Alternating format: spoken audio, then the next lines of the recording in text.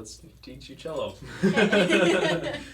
All right, so how you adjust this cello is from this knob right here. It'll extend a pole, and there's like a little foot. so let me loosen this up so it falls right down. And you want to adjust this just as high above your chin.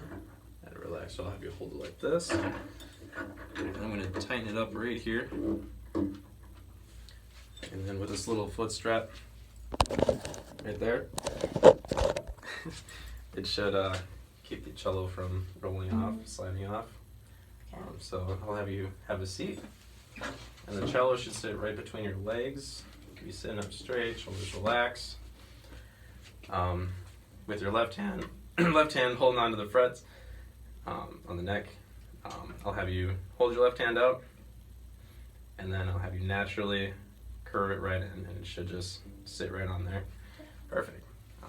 Your right hand can just hug around the cello right onto the board, and then it should just kind of be a natural feel. Does that feel a bit natural to you? Yeah. Okay. Another way to know that it's sitting there properly is while it's between your legs. If you give it like a light hug, both your arms, and you just sway left and right, it should just sit right there all balanced and everything. You should be able to do it without your hands even. You should just lay right on your shoulder, right between your legs. If it feels like it's going to drop, kind of take your left leg up a little more just to get a little more support. Okay. So that's pretty much just kind of proper holding onto it. Now, the more difficult part is the bow itself. And so I'll have you hold your right hand out with your palm facing up. So I'll have you shake your hand and then let it drop naturally. And then it should look like as if you're holding like a fruit basket. Okay. And then I'll show you real quick. With the bow, just put it between right here. This is actually called the frog. This whole piece right here. Okay. And so your thumb is going to be pointed towards this little curve right here. And then with your second finger, it should just kind of pinch right there a bit. Okay. But using So like the knuckle pinching joint. with your thumb and your... Because that'll pretty much hold most of the weight. With your pointer finger, should sit on that knuckle as well. Okay. Your third finger just kind of supports it, really. And then it's very important that your pinky, your fourth finger, should be curved right on top, like with the tip of your pointer finger, or your pinky finger. Okay. And so holding it like that, when you drop it down, you should feel the weight kind of push down on your pinky. Mm-hmm. It's important to always keep it curved. And so that should just be kind of the natural hold. One of the ways to practice proper hold and just getting used to holding the bow is climbing up the bow itself and then climbing back down. Just a bit of an exercise. All right. Some people do it as competition. That's what I'm told. So you can do it the fastest. And so I'll have you hold this. So just as I showed you, let's start with your thumb. Yeah. And then with your pinky curved on it. Yep. Okay. So in the playing field of what I call the playing field, it's going to be between the neck and this bridge. You want to keep the bow kind of facing the cello at all times, you know. Oh, okay, yeah, that makes sense. And while you're kind of still sitting up, you know, it should be natural. Put the middle of the bow in the little playing field on this string right here. Yeah. And so I'll teach you the strings as well. The lowest string is a C. The second string is a G. Third string is a D. And the fourth string is an A. C, D, G, A. Got it. And if you know your music, it goes up by fifths. Okay. As you should. Yeah. And so let's get the first open string, we're gonna start with a C. So this string right here. Just play it. We're gonna start at the frog of the bow. Okay. That's what they call it, going down. So we're just gonna do one whole note. So 1, 2, 3, 4, and then up 1, 2, 3, 4. Okay. We'll just So start yeah, whenever. just whenever. 1, 2, 3, 4, 1, 2. Then you can kind of tell that with the pressure, the faster you push with the string or pull with the string, it's going to get louder, and the slower, it's going to get softer. Okay. And so I'll have you do it one more time. When you go down, you're going to go a little bit faster, you're going to get a loud sound, and then you're going to slow down when you're going up. Okay. So.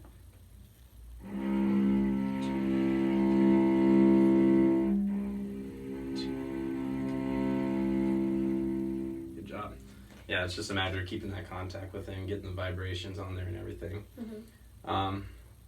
Let's go on the G string now. That's the second one? That's the second one. Okay. We're gonna go down 4, go up 4. So same thing? Yes. As before. Okay.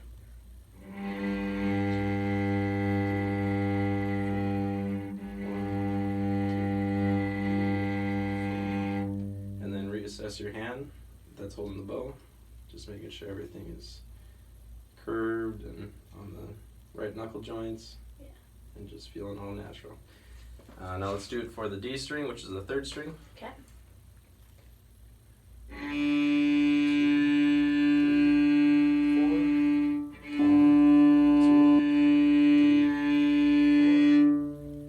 Alright, and then let's do it for the last string, the A string. Okay. 1, 2, 3, 4. 1, 2, 3, 4. Alright, now let's do your first 4 notes on the G string, which is the second string. Okay. And so, with your left hand, let it out, drop it down naturally. With your first finger, so it's pointer finger, 1, 2, 3, 4. With your first finger, it's going to be about an inch down from kind of where the knobs are. Yep. Like right here. And so that should be an A. So let's try it out. Let's do an open G. Go back to the A. Just pitch reference.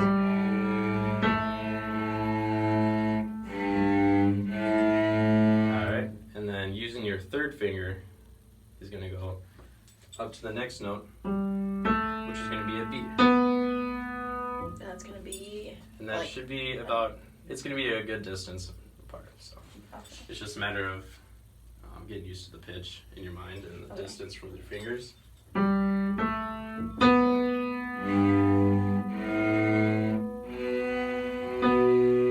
job.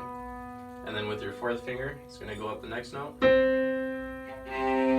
job. And let's go back down.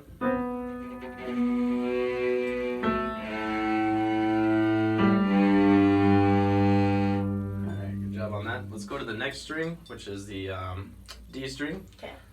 Let's do an open string again. Okay. So it's going to be an open D. And then just as you did with the G string, you're going to go down an inch from the note, yeah. And then with your first finger, yep, finding that. Okay. Should be an E. A little bit higher. Perfect. Let's go down to D again. Open D.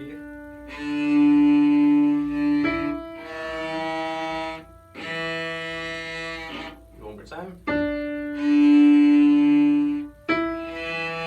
Perfect. And then with your third finger, doing the exact same thing. That should be an F sharp. Okay. And then with the next note, it's going to be a G.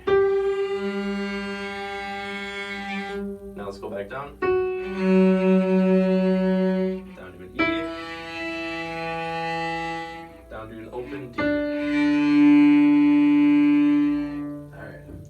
Now let's put those two strings together of what we learned, and that's going to be the G scale. Okay. So let's do an open G. And then the next note through it first. And then with your third, next note. Next note. Ready to drop down just a bit. My sharp. You're sharp, yeah. There we go. And then go into the open D. First finger on E.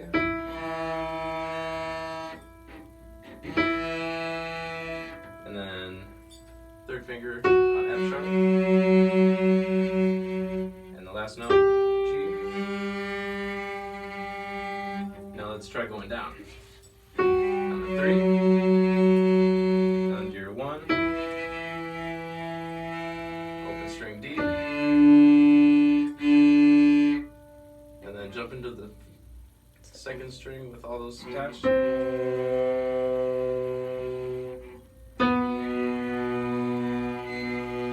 to your first. And then end with an open G. Awesome. That was really good. And yeah, it's always important to keep all your fingers down. So like when you went back to the G string with all those attached, Yeah. it was a good job that you kept all the fingers down. So when you're really used to where all the notes go, and it helps with intonation as well, then you already have your notes set for you, and you just need to lift your fingers off of it. Okay. And so, do you have any questions about any of this? I'm sure you have like 1,000, but Yeah, 1,000, but Yeah. like which one to ask is yes. shoot away. So like, is it like the same like for like all the strings? Is it like the same like positions for? Essentially, yes. I know we were taught on the C string, which is the first, that he wants us to do an extended second, which means instead of using your third on that note, you're going to extend your second to that third note. Should be like. So instead of like doing that, you'd be like that. Yeah, yep. Okay. That's weird. That's like a stretch. Yeah. It's definitely a stretch. Okay. But anything else? Any holding issues? I think I got it. Okay. And I know this is a little bit out of tune. Pretty much it's just practice knowing what notes to tune to. And then when you're tuning, it's important that you tune up with stringed instruments, because you're pretty much tuning up to the tension that it should be. Mm-hmm. If you tune it down, then it's just going to get, looser. Yeah. So it's important to, like when you're practicing tuning, you know where the note is, and then you drop it purposely, and then you raise it back up to that note just to practice how it should sound. Yeah. Other than that, that is a good first lesson to go off of, and maybe next time we'll read music. Okay.